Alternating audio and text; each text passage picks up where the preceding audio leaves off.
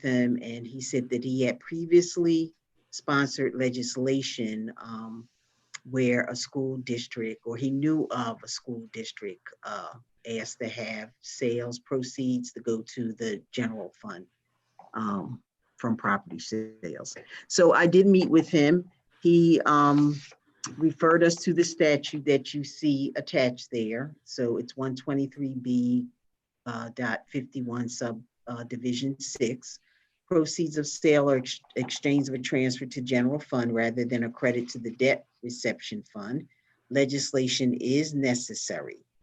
They made a similar transfer in an earlier legislative session this year. It was a very similar transfer. It wasn't exactly, and you see that also attached. So if you look at the statute, it is completely allowable. So he is willing to sponsor. And then the bill for an act relating to educational finance was Ogilvy School District. As you see, it was really a simple paragraph. And so they wanted to transfer up to $800,000 from its debt redemption fund to its undesignated general fund balance without making a levy reduction, and it was approved by the legislature. So he did ask one thing before bringing forward: if you do sell the property, are you going to use all of the portion, part of it, all of the sales, or a portion of it? So you would have to actually put, as they did here, they said up to.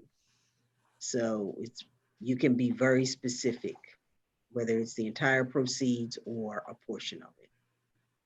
And with that, that's the update I have to share. Do you have any information about what the timeline for that would look like? Like if we sold something, I don't know, tomorrow, and we got a check, what's the timeline for needing to have that legislation passed if we wanted to use some portion of it for the general fund? So his office would need to be contacted with the details, since he would have to write the bill. And then it would follow the normal legislative process that his office undertakes. And so next year is with COVID, I can't remember. Is it a funding year next year? Yes. Because this was supposed to be a bonding year. Yes. So I would have to ask him that. And if it could go on a special set, maybe Lisa knows the answer.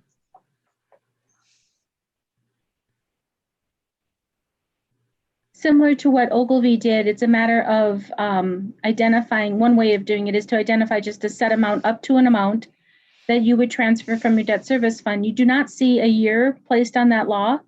And so they track that at MDE. So I think it's a matter of, you could pass the legislation, not even have the building sold yet, and still know that then you would have that basically available when that happens. And it's a transfer between the debt service fund, which is where the proceeds would otherwise need to go, over to the general fund. So I think you'd want to take care of the legislation in advance of anything coming through fully. That's what I was wondering. Yep. Okay, thank you.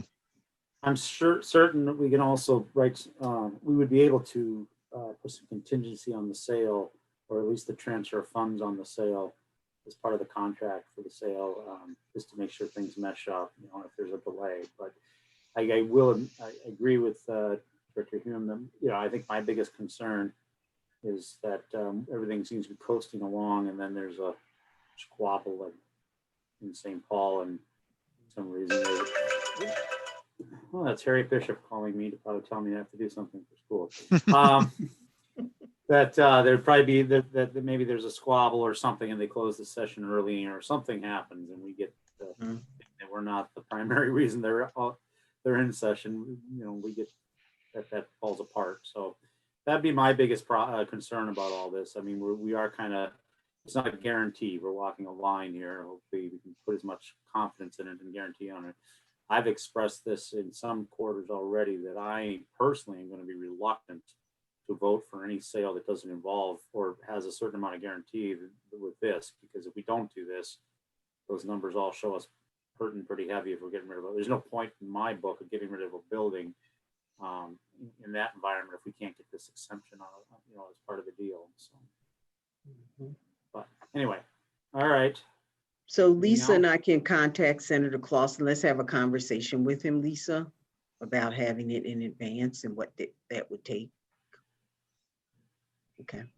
Yeah, I don't know if at some point if we have to, maybe it's just a matter of he needs us to say yes, go ahead.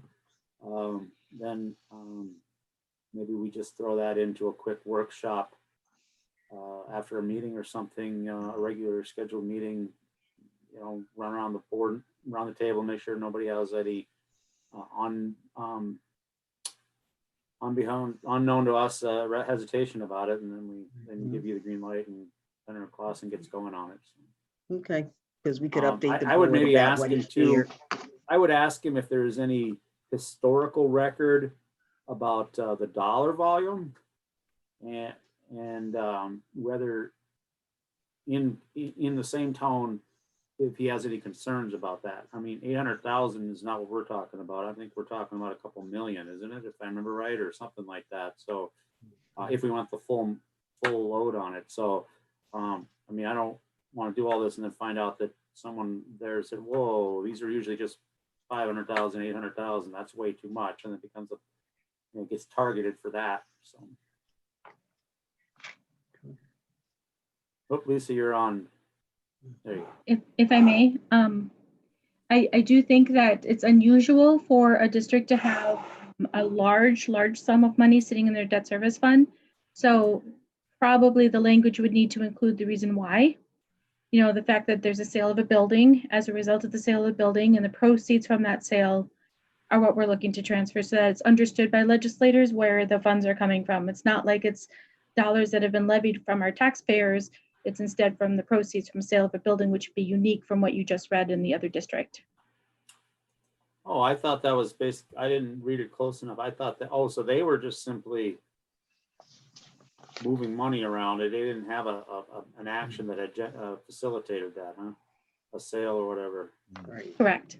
I missed that also.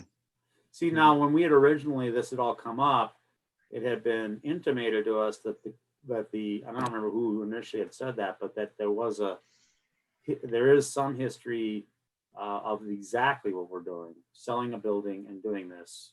And that this exemption had been done for that also. So but I agree with Lisa. Obviously we would want to make our case as to why we're doing this, not be very clear about why we're doing it. Yep. Okay. Okay. Any further thoughts on that matter?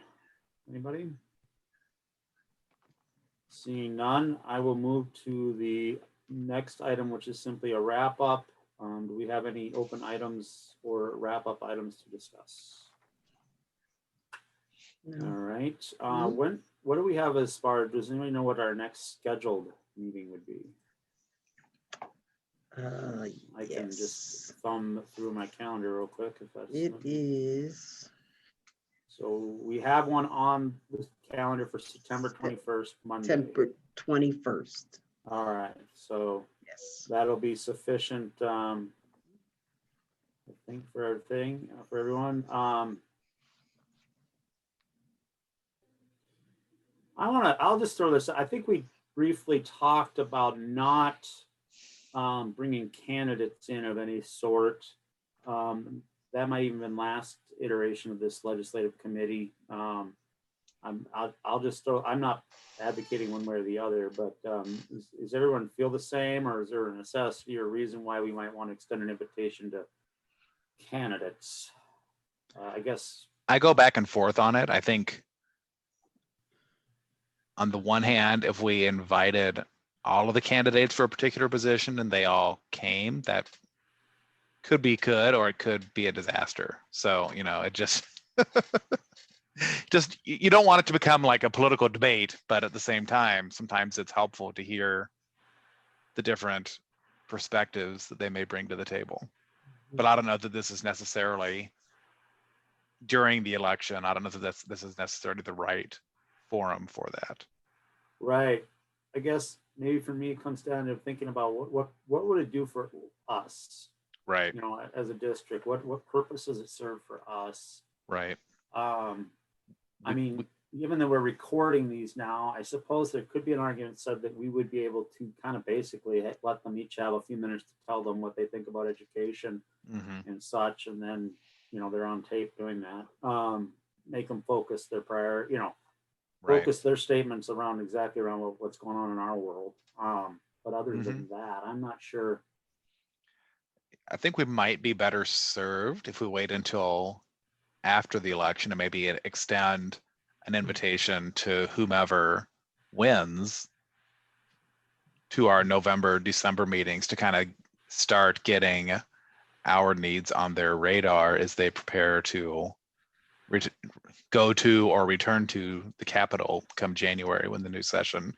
Because I remember when this group was first getting up and running in this last spring, that was one of the things we were hearing, or even when I went to a session at MSBA, not this past year, but when I first joined the school board, they talked that, you know, as far as notifying your representatives of your district priorities, like November, December is really a good time to be doing that, because once the session starts, their schedules become a lot more complicated. So anything we can do this fall between the election and when the session starts, it probably would behoove us to take advantage of that time. Okay. Good. I agree. Although I think Dr. Battle, it would probably be a good idea to have Jamie maybe put introductory feelers out to all the now that we're past the primaries, at least the ballot candidates, let them know that we exist and that we would like them to start planning on attending, because I don't want to have to wait till, you know, they won't look at their emails for the first 2 weeks of November as they're swamped with sudden stuff, and then, you know, it'll take forever to get on their schedule. I'd rather kind of get ahead of that.